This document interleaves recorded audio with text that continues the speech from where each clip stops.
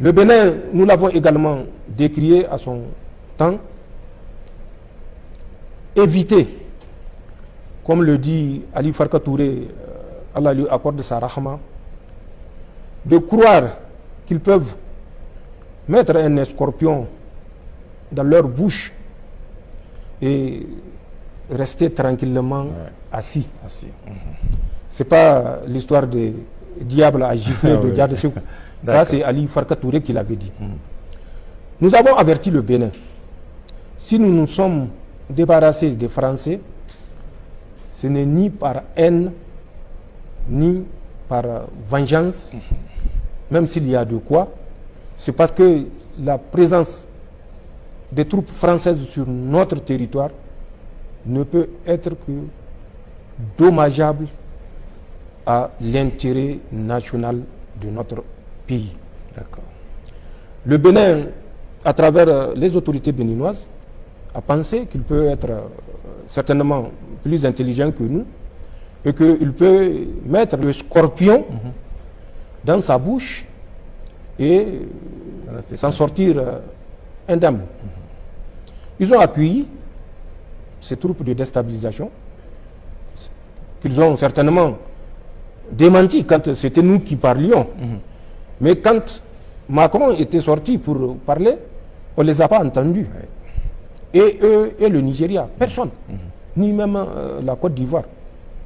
Pourtant, quand j'avais annoncé le 25, tous étaient montés sur leurs chevaux, puisque c'est un frère africain qui dit une vérité qu'il va falloir par tous les moyens démentir au lieu de chercher à savoir les fondements de ce que nous avançons. Le Bénin a continué à démentir. Et d'ailleurs, même après l'intervention de Macron, le Bénin n'a jamais jusqu'ici reconnu qu'il y a ces forces de déstabilisation sur son territoire. Le Bénin a fait mieux. Il a continué à collaborer et renforcer sa coopération. Ça, c'est la décision d'un État souverain. Mais quand on pose un acte, qu'on assume les conséquences de l'acte qu'on pose. Nous avions averti le Bénin bénéficiant d'un contrat de non-agression entre eux et les supplétifs, les troupes auxiliaires néocolonialistes, qui courait jusqu'au 31 décembre de l'année 2024.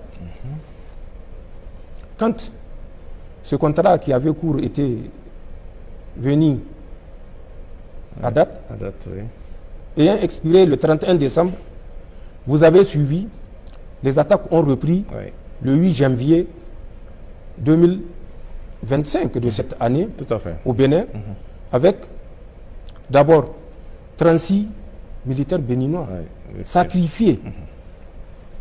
Par la suite, d'autres attaques ont suivi. Attaques suite auxquelles le Bénin, ou particulièrement Patrice Talon, nous a accusés d'être laxistes vis-à-vis de ces terroristes. Que c'est des terroristes que nous laissons passer, comme moi, à travers un passoire, pour aller les attaquer. Que c'est les États de la Confédération qui sont incapables. Ça, ce sont ses propres termes. Des attaques se sont multipliées, avec la plus dramatique, où au grand jour, le jeu des Français était apparu. C'est du matériel d'un bataillon qui ont été mis sur la position d'un petit peloton. Un peloton à peine une cinquantaine d'hommes. C'est du matériel de plus de 400 hommes qui ont été retrouvés sur ces positions-là. Ne serait-ce que ce que eux, les terroristes, ont montré comme ce qu'ils appellent butin après l'attaque dans le nord Bénin. Puisque après cette attaque, le Bénin s'est totalement retiré et des États de l'AES qui laissent le boulevard, c'est devenu le Bénin qui laisse le territoire entre les mains de ces terroristes. Mais c'était un jeu de compensation, car comme je l'ai dit, quand les Béninois s'étaient retirés avec le motif, entre parenthèses, de s'offrir une profondeur stratégique, c'est-à-dire une profondeur qui permettra de voir l'ennemi venir, de le traiter jusqu'à son dernier retranchement. Oui. Alors que ce retranchement-là, c'est un retranchement que nous-mêmes nous lui avons accordé à travers les conseils éclairés, bien sûr, de celui qu'on connaît. Donc, c'est ce qui se passe.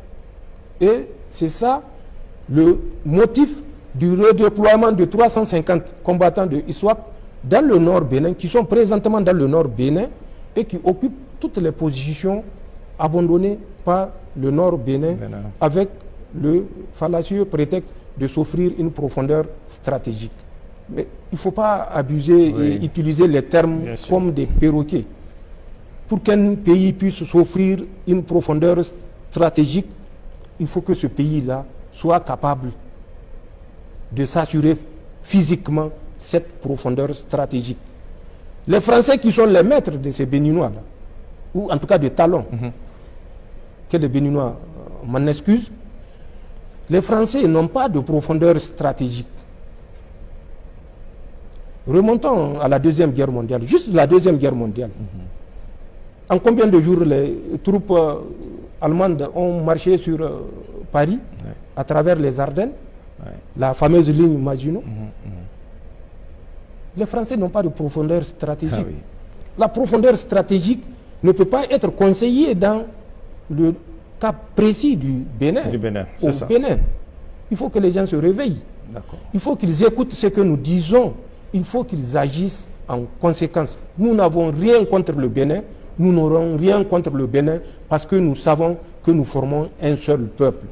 Si Patrice Talon pense que en sacrifiant des Béninois, il peut s'offrir un troisième mandat, c'est son choix. Mais nous, c'est notre choix également de faire la résistance et de révéler les enjeux géostratégiques à nos populations pour qu'elles comprennent ce qui se passe et éviter de se faire manipuler.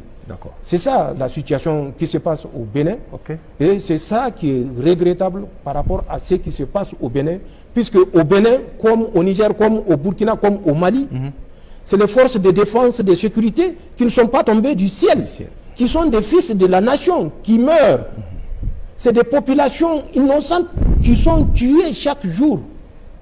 Et c'est pourquoi nous appelons ces pays africains qui sont encore aveugles de se réveiller. Il est temps de se réveiller. Il est temps de mettre fin à cette collaboration servile. Comme les appelait son Excellence Ibrahim Traoré, les esclaves du salon. Ils doivent libérer le salon. Leur séjour prolongé dans le salon ne peut que nuire à leur pays. Il faut qu'on arrête ça. Nous avons la capacité de l'arrêter, qu'elle soit intellectuelle, humaine ou matérielle. Nous avons toutes les ressources.